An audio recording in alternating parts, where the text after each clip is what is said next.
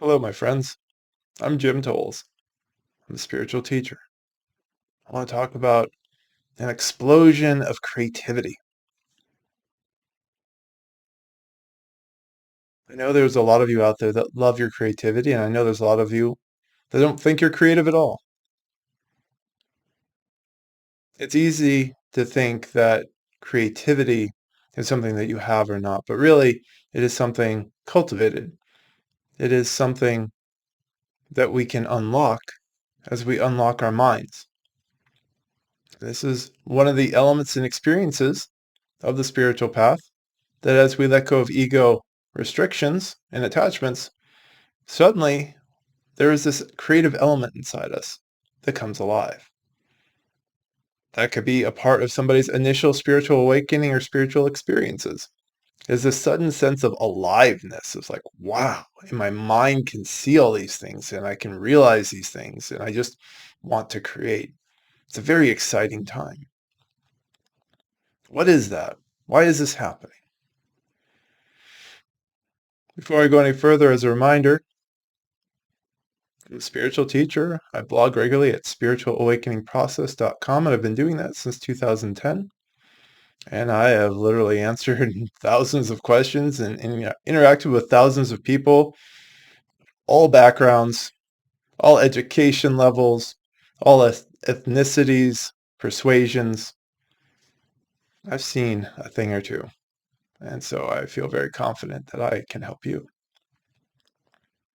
Let's talk more about creativity. And let's really be sure we're talking about true creativity, not the creativity of the mind trying to self-medicate. This happens for a lot of people, particularly with trauma, where music or dance or art and all these things become expressions and of diversion to try and get away from pain, to make yourself feel better. But those things are generally being driven by pain. And so there's this underlying tone that's there, that's unhappy. I'm not talking about that. That's a whole other element of creativity. It tends to not be as creative as it looks.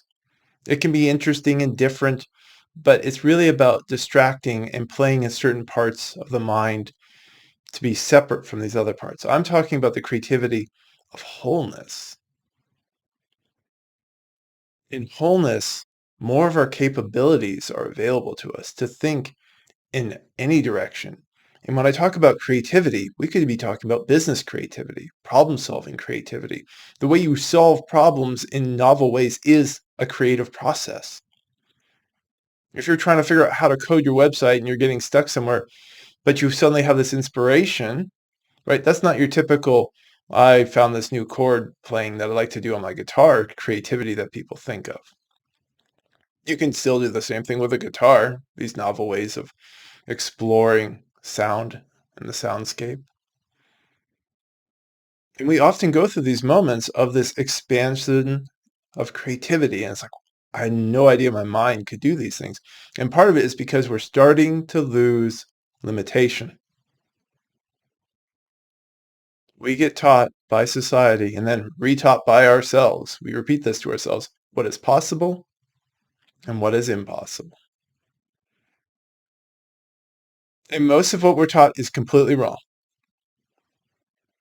There's a difference between physical nature limitations. Physical nature limitations is like, I cannot fly unassisted. That is a legitimate limitation. Whether you can start a business or have a very different sort of romantic life or completely change your career or lots of other different ways that you could do painting or writing, that is vast and full of possibility.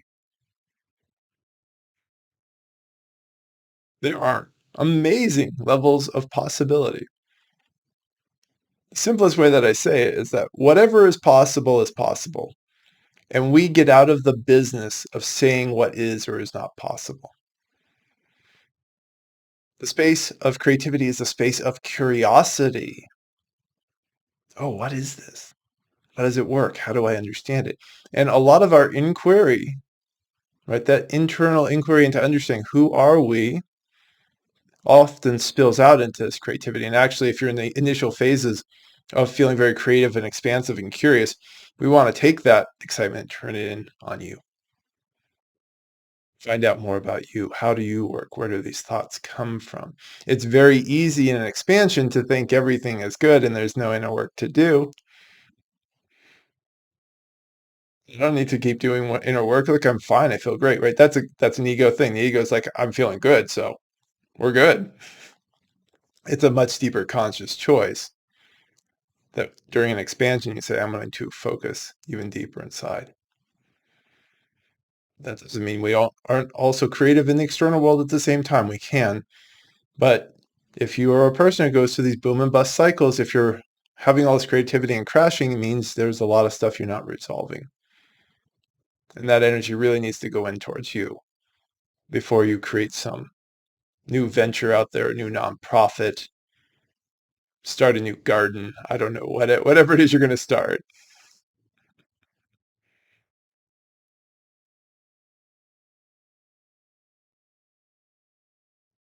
But it is fun to see this massive creativity.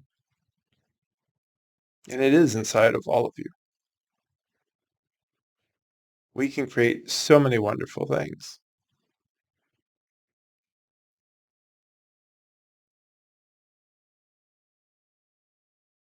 When it goes away, we know there's more work. The common question will be, I felt so creative. I felt like I knew and could figure out all these new things in my life, and now it's gone. What happened? You probably ran into some ego walls. You ran into some attachments that started saying, no, that part's not possible. Or, no, I don't deserve this, right? That's the thing for people is I don't deserve to feel this good. There's your work. I have no problem sustaining creativity in my life now. So many levels of restriction around possibility, so many expectations of the world around me have fallen away that have opened me wide up. And it's extraordinary. My only issue at this time is that there's only so much you can create in the real world when you're in that phase of, we'll call it manifestation. Let's hold this lightly. That sounds too magical, but just enacting what you want, seeing if what's in your mind can be turned into a reality. This path frees your mind. It opens you towards creativity. It opens you towards so many other things I've mentioned around love and connection. But again, a lot of those are fueled by possibility, that we're willing to see possibility. We no longer believe the stories and the social norms in front of us are set in stone. We start to see where things are malleable. That enlivens us. We really do come alive. And if you're interested in coming alive further, please sign up for my newsletter. Get in touch. Come to some online classes. Let's get to work and help you to let go of your attachments and limitations so that you can see what's really possible and create for yourself.